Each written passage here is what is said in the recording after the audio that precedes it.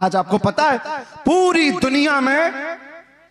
दुनिया में हुकूक का ढिंडोरा पीटने वाले इंटरनेट पे आज देख रहे होंगे एप्स्टाइन फाइल। क्या है ये?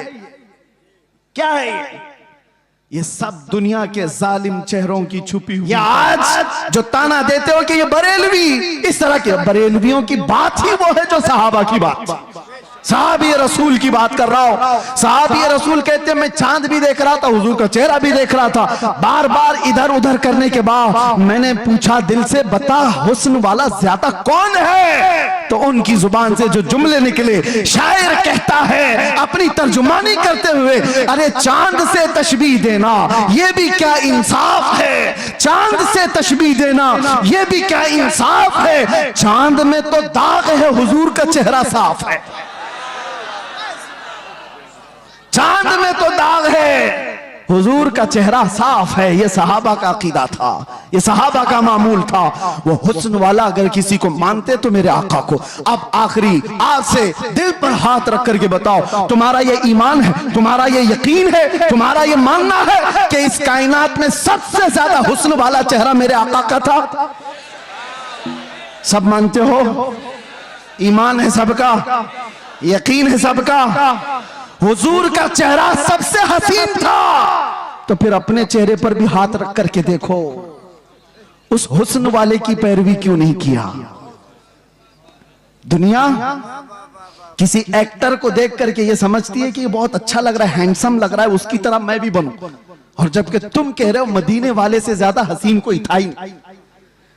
तो ये मुजरा करने वाले, नाटक करने वाले तुम्हारे आइडियल कैसे हो सकते हैं, जिनको देखने के बाद औरत और मर्द का पता नहीं चलता? उन लोगों को, उन मुखन्नसों की तुम पैरकारी करते हुए अपने आप को क्या बना रखे हो? नौजवान कानों में बालियां, हाथों में चूड़ियां और चूटी भी रखने लगा, कपड़े इतने फाड़ कर पहनने लगा। कौन सी जात है ये? कौन सी मखलूक है? नंगा रहना, लड़कियों को बेनकाब कर दिया। ये जालिम दुनिया है जो इंसान को इंसान रहना नहीं चाहती, देना नहीं चाहती। आज आपको पता है पूरी दुनिया में हुकूक का ढिंडोरा पीटने वाले इंटरनेट पे आज देख रहे होंगे एप्स्टाइन फाइल। क्या है ये? क्या है ये? सब दुनिया के जालिम चेहरों की छुपी हुई तारीकियां। सब ताकत वाले नंगे हैं, तुम उनके पैरोकार ना हो।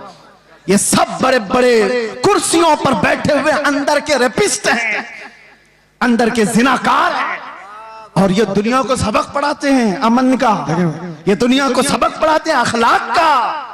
आओ अखलाक की बात और हुस्न की बात करें तो ताजदार मदीना की बात। यहां जो कहा जाता है वो किया जाता है। यह नहीं है कि कुर्सी संभालने के बाद कुछ और कहा जाए और अमल कुछ और किया जाए। बारगाह मुस्तफा में आओ ऐ नौजवानों, मैं इसीलिए दर्दे दिल के साथ पूछ रहा हूं, ये तकरीर कोई सजाई भी नहीं कह रहा हूं, दर्दे दिल के साथ पूछ रहा हूं। एक तरफ तुम कहते हो हुस्न वाला वो चेहरा था, फिर तुम्हारा चेहरा क्यों नहीं? तुम हुस्न वाले की पैरवी क्यों नहीं कर रहे? दाढ़ी तुमको चुभती क्यों है? दाढ़ी तुमको दस्ती क्यों है? तुमको बुरी क्यों लगती है? इसलिए ना कि दुनिया वालों ने ताना देना चाहा कि मुल्ला बन गया, मौलवी बन गया, उनसे डर करके तुमने अपने आप को औरत बनाने के चक्कर में फंस गए। यानी कल को अगर ये तुम्हें कहने लग जाए कि तू बकरा लग रहा है, कपड़े उतार दे, तो नंगे घूमोगे। दुनिया जो कहेगी उस पर अगर अमल करते चले जाओ तो एक दिन ये नंगा बना कर रखेगी, कुत्ता बना कर रखेगी। इसीलिए हम कहते हैं तुम शेर हो, कुत्तों की चाल न चलो। तुम्हें अल्लाह ताला ने खैर उम्मत बनाया, तुम्हें अल्लाह ताला ने खैर उम्मत बनाया।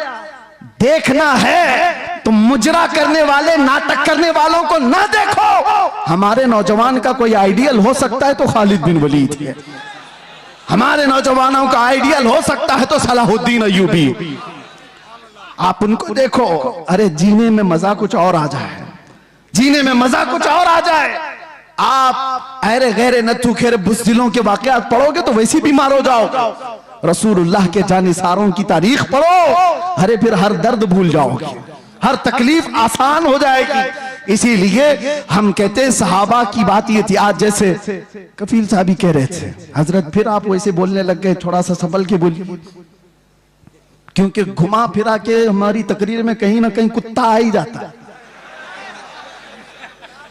लेकिन मुझे बताओ, है भी तो एक मखलूक ना। कुत्ते को कुत्ता ना कहूं तो टॉमी बोलूं? आप मुझे बताइए, कुत्ते को कुत्ता ही तो कहा जाएगा। लेकिन किसी को तकलीफ होने लग गई तो हमें उसका क्या लेना देना। अगर आप ये बताएं, ये कह रहे थे थोड़ा सा, मैं आपसे ये कहता हूं मेरे अजीजों, हम कानून के खिलाफ नहीं जा रहे, लेकिन बात अगर मेरे मुस्तफा की इज्जत की आएगी तो हम किसी आसपास की सरहद को नहीं देखते। हम अतराफ में घेरने वाली लाइनों को तोड़ देते हैं, इसलिए कि इंसान की फितरत है, कानून में भी मौजूद है। किसी की मां को गाली देकर किसी ने उसकी गैरत जगाई, या उसकी बीवी को पकड़कर उसकी गैरत जगाई, बदले में उसने मार दिया है, तो कानून भी ये कहता है इंसानी फितरत है, ये गैरत में बेकरार होकर मारा है, इंसानी गैरत होती है। मैंने ये पढ़ा है बहुत सारे कानूनों में, फिर पता चला अरे इंसान को मां की गैरत हो सकती है, बीवी की गैरत हो सकती है, 1000 माओं से ज्यादा मोहब्बत करने वाले रसूल के लिए क्यों नहीं हो सकती? हमारी गैरत रसूलुल्लाह के लिए क्यों नहीं हो सकती? और इसीलिए कहा है, हमारे सहाबा ने जो हमें मसलक दिया था वो यही था, वो सारी गैरत रसूलुल्लाह के लिए रखते थे, मेरे आका के लिए। एक साहबी है जिनका बाप मुनाफिक था, अब्दुल्ला बिन उबई, उसने हुजूर को सिर्फ इतना, हुजूर के सहाबा को इतना कहा था, ये जिल्लत वाले लोग हैं जो मदीने में आ गए, हम इज्जत वाले लोग हैं और हम इन जलीलों को निकालेंगे मदीने से। उसने झगड़े में ये बात कही थी, मुनाफिक था। गज़वा बनु मुस्तलक से लौटने के बाद बेटे ने सुन ली, बेटे को पता चला कि बाप ने ऐसी बातें की है, तो बेटा आया और उसके बाद मदीना इंटर होने से पहले बाप का रास्ता रोककर खड़ा हो गया। कहा तुमने ये कहा रसूलुल्लाह के सहाबा को कि ये हिजरत करके आए हुए मक्का वाले जलील लोग हैं, हम मदीने वाले इज्जत वाले लोग हैं, हम इनको जलीलों को निकालेंगे। बाप ने कहा अरे तू मेरा बेटा है, तू पूछ रहा है?